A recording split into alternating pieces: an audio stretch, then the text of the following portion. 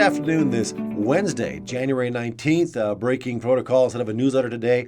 I wanted to follow up with another video to talk about the Ukrainian-Russian situation that's developing again, creating a large rally in the wheat market starting yesterday, and actually it started Monday in the European wheat prices. Most of the action yesterday could probably be curtailed and directed at what has been the concerns now heightening on the border of Ukraine and Russia. But the catch is this has been going on since April of last year.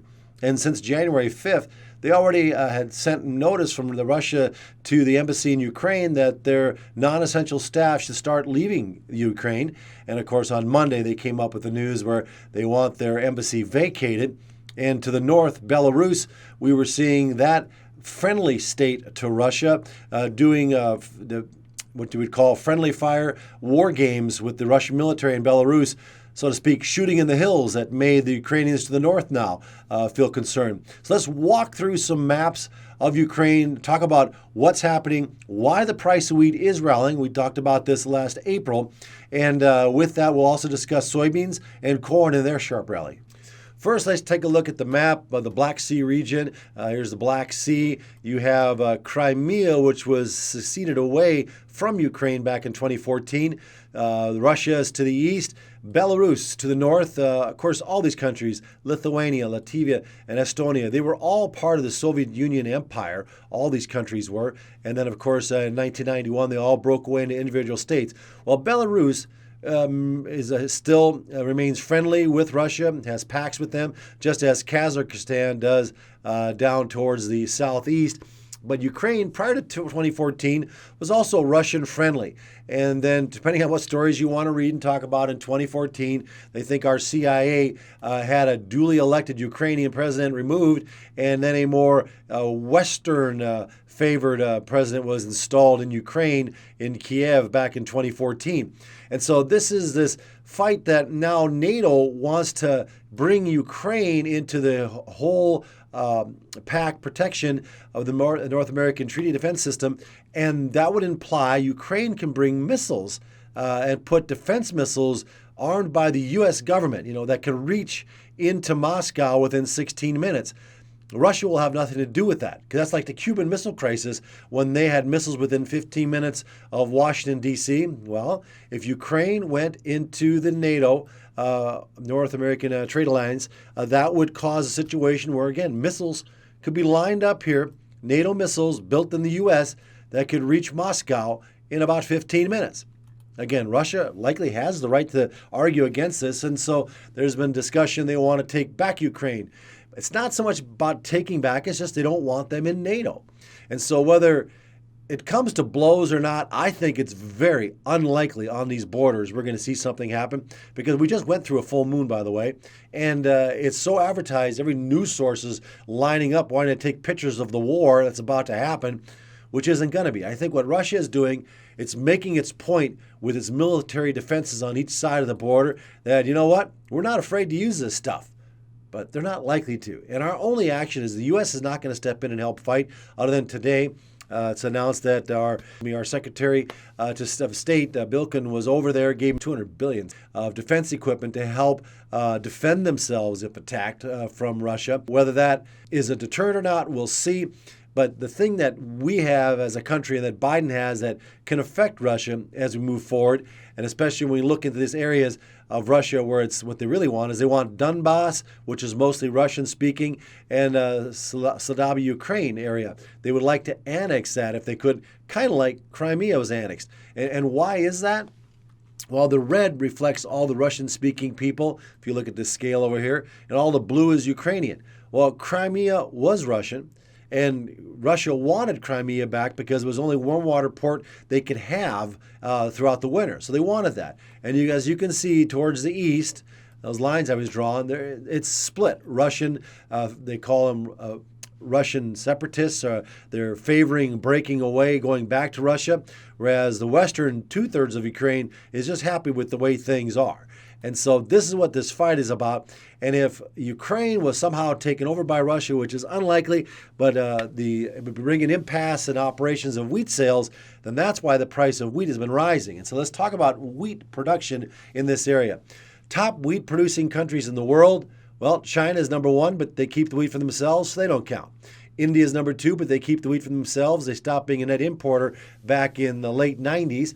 So that leaves Russia now as number one producer of wheat. Behind them, number two would be the United States. And in the top eight, Ukraine is in there, but Ukraine and Russia together make for that Black Sea competition, along with Kazakhstan, that we compete so heavily with wheat. And so wheat exports by country, since we take China out of here and we take India out of here, okay, you have Russia number one by 16.7%, just ahead of the United States, 16.4. So we export almost as much as Russia. Seems like we don't sell anything, right? Well, no, we have our regular customers. We just don't get this non-traditional sales like Russia can pick up that could move us forward. Now, when we look at Ukraine, they're down here at number 7. So when you bring them together with Russia, you're talking about $8 billion worth of wheat sales a year that could all of a sudden stop. Now, if this stops via the SWIFT program, that is what Biden could utilize, meaning any export business, any money that's being utilized to export wheat out of Russia could not go through the banking system. That means they'd have to deliver money to Russia to buy this wheat on pellets like we did to Iran, the money to keep them at bay for a while, and they'd have to all be done by cash. It can be done, but it'd be difficult. And it would slow wheat trade, and everybody would just want to move on and do business with the United States and Canada and France and Australia be a lot easier. But the business would be more expensive because it'd be tightening up the world wheat supplies as we would then run out, so to speak. So, what has this done? Well, French milling wheat traded on Monday, and you can see already on Monday they turned up, smell the rat. Things moved even higher on Tuesday when it was announced that there was some shooting in the hills in Belarus to the north of Ukraine, and so that made more concerns. And as you can see, the current rally in the French milling wheat is $15 off of last week's lows. Well, that's about the same rally we've made. We've rallied about 50 cents off last week's lows, 55 cents. You do the math on the tonnage, it's about 55 cents.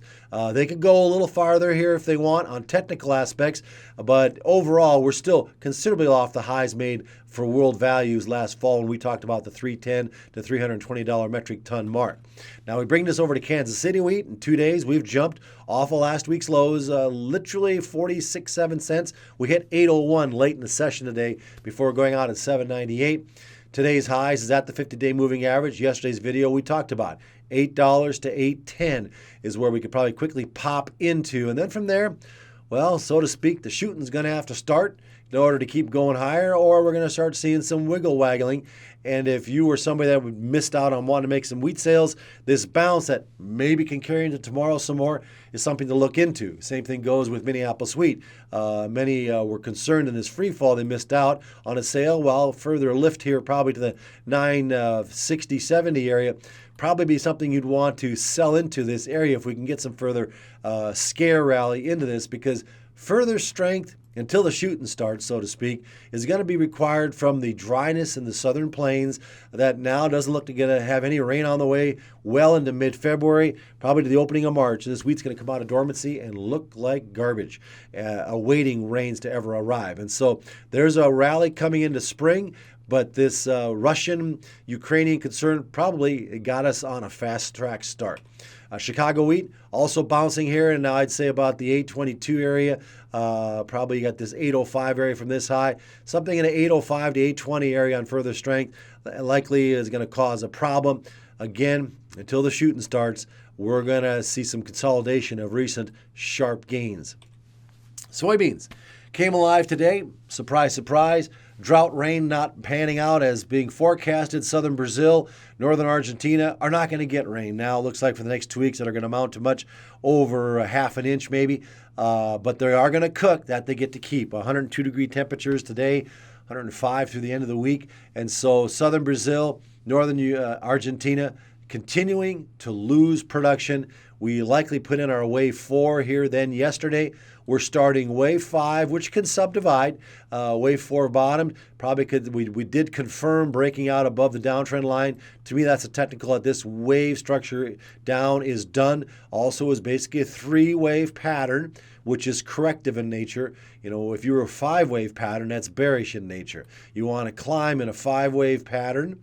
and you want to decline in a 3-wave pattern, and then climb 5-wave pattern. So if we have a little correction coming here, stall out, we should find legs now 1370 to 1380 on any pullback, and then get another push higher, and that will likely take us up to wave 5, ultimately into probably February. This isn't done to scale for time, but we would target something around 1450 plus. Why is that? Well, wave 1 from the November low into this initial high here back in December was $1.07. Okay, well, then we pulled back into wave 2, did wave 3, which was twice the length of wave 1, which is what we'd anticipate. We've done our pullback now of 65 cents is what it turns out to be. You add $1.07 to 1350, and what do you get? 1457, excuse me. So we have this 5 up here right around 1457. Now we can go extend it. That's all dependent on how the weather plays out into February. But for now, one would target that once we clear 1401, our target is essentially heading to about 1457. So let's just call that 1445, 1465 for a target. Corn, we are still into wave 3. We held the 50-day moving average over the weekend, and we would target something around 1335 to 1340 on this press higher. We do have another sale of 15% of old crop corn in the 625 area, just because you want to sell when the getting's good, not wait for the last minute, and we'll see if we can get up here. We can sell some more there too, certainly, but then ultimately we think that 640, 650 range will be resistance when you get near those double top scares that could create our wave 4. Then ultimately, wave 5, we think something north of 650 is coming our way into March, because we are going to be picking up corn sales from non-traditional customers as a South American crop. Brazil, Argentina is not going to pan out, and people are going to have to come buy U.S. corn. This is Eugene Graner with Heartland Investor Capital Management. Hope you find this information useful.